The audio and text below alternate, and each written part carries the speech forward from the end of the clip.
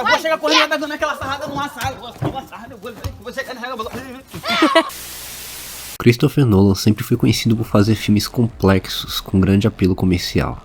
Isto é, filmes inteligentes com ideias mirabolantes, mas ainda assim acessíveis para o grande público. E na maioria das vezes ele saiu bem. Mas aqui em Tenet é a primeira vez que eu vi ele errar em quase uma década. Para mim, Tenet falha porque ele coloca a carroça na frente dos cavalos.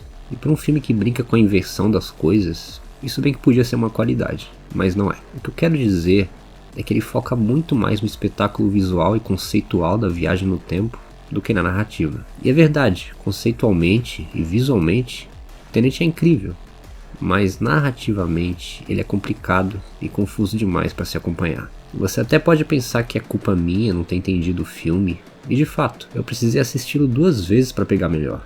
Eu ainda me perco no ato final, mas o grosso da história eu já entendi. E eu posso te falar que o problema é bem mais do filme do que meu. A impressão que eu tive, ou melhor, a esse ponto, a quase certeza que eu tenho é que o filme se força muito para complicar o que podia ser mais simples. Eu sinceramente acho que Tenet tenta se vender confundindo genialidade com complexidade. A complexidade de uma história não diz nada sobre a sua qualidade. Tem histórias complexas que são ruins, e tornar uma história já difícil por natureza mais complexa do que ela precisa ser, só para mostrar o quão inteligente é você e o seu roteiro, só te faz parecer prepotente. Eu não sei se o Nolan se perdeu no próprio ego e começou a acreditar ser um gênio depois de tanta gente o classificar assim, mas a impressão que fica é que ele só quis impressionar o seu público, jogando um monte de momentos uou.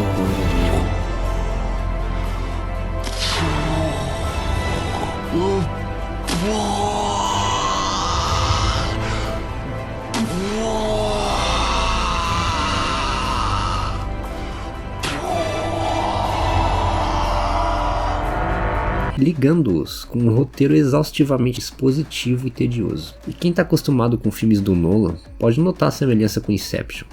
Um grupo de criminosos, ou nesse caso, agentes secretos chatos, porém bem vestidos, fazendo planos atrás de planos para invadir, assaltar, resgatar ou se infiltrar em lugares com forte segurança e, em teoria, impenetráveis. Em Inception tudo isso funciona, mas aqui só torna tudo muito episódico e repetitivo. É um Inception ruim. E não se engane, eu acho o Nolan genial pela alta criatividade que ele costuma mostrar em seus filmes. Mas aqui a sua genialidade não acompanha o resto da história de maneira orgânica. São só fogos de artifício bonitos de se ver, mas com pouca ou nenhuma substância, ou alma para nos envolver emocionalmente. É inteligência pura e descabida, sem coração e engajamento. E querer inflar uma história com pontos de QI pode afastar o seu público, ao invés de aproximá-lo. E se você ainda não se convenceu que é mais falha do filme do que falta de inteligência minha, não se preocupe. Eu tenho críticas mais pontuais para não ter gostado dele. Por exemplo, os personagens. Aquela velha crítica que parece sempre se repetir nos meus vídeos. A falta de desenvolvimento de personagem. Aqui todo mundo é estéril e vazio. Isso parece ser uma constante nos últimos filmes do Nolan. Em Dunkirk, o último filme dele antes desse aqui, os personagens quase nem sequer têm falas, servindo só como ferramentas ocas para o grande espetáculo técnico do filme acontecer, deixando bem parecido com Tenet aqui, um filme criativo e tecnicamente incrível, só que desalmado e vazio de emoção. Outro defeito que normalmente encontramos nos filmes do Nolan se repete aqui de novo. O quase sempre retratar histórias complexas, com tramas intricadas e conceitos complicados. Os filmes do Nolan têm a fama de serem expositivos demais. Por muitas vezes vemos seus personagens pararem a história para explicar as coisas pra gente de forma direta e enfadonha. E eu entendo a dificuldade de passar informações complexas pro público sem parecer artificial e forçado, mas não dá pra negar que isso incomoda. Há maneiras mais inteligentes de fazer o filme nos explicar sua história, sem fazer seus personagens parecerem palestrantes chatos. Mas nada é pior como o clímax desse filme.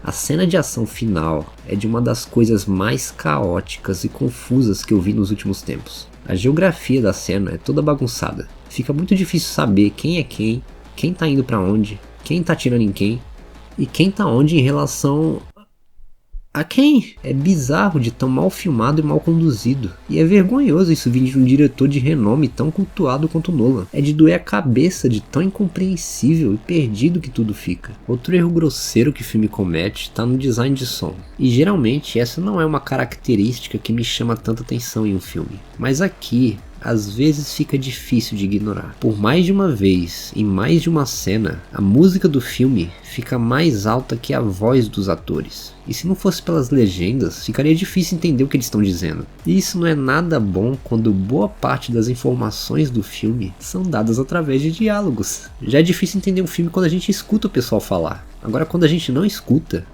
aí realmente não dá. Chega a ser inacreditável pra mim. Não ajustar o volume da música adequadamente é um erro tão básico e tão amador. É um tipo de erro que você espera eu cometer nos meus vídeos. Não o Christopher Nolan e sua equipe de profissionais do cinema. O que aconteceu, cara? Mas pra não dizer que eu não gostei de nada, a própria música que se sobrepõe às vozes das pessoas no filme é muito boa. A trilha original é foda demais. No maior estilo synthwave, compostas de sintetizadores pesados e batidas eletrônicas, a música realça o espetáculo visual, faz tudo parecer melhor do que realmente é. E algumas faixas são até invertidas para casar com o tema do filme. E fica muito bom. Já as cenas de ação em si também são um show à parte. Tem duas em específico. Uma que se passa na estrada, numa perseguição de carros, e outra que é uma luta entre duas pessoas que estão se movendo em direções opostas no tempo. Você entendeu? Uma tá brigando com a outra, só que uma delas tá com os movimentos invertidos, tipo voltando no tempo. E são momentos criativos e bem executados como esse, que me fazem pensar que em algum lugar dentro dessa confusão toda, existe um ótimo filme. Tem vezes que Tenet passa essa vibe de um filme épico de ação, super inteligente e bem bolado, mas que tá perdido dentro de um filme pedante e confuso demais para se apegar. Então infelizmente vai ter que ser 2 estrelas dessa vez.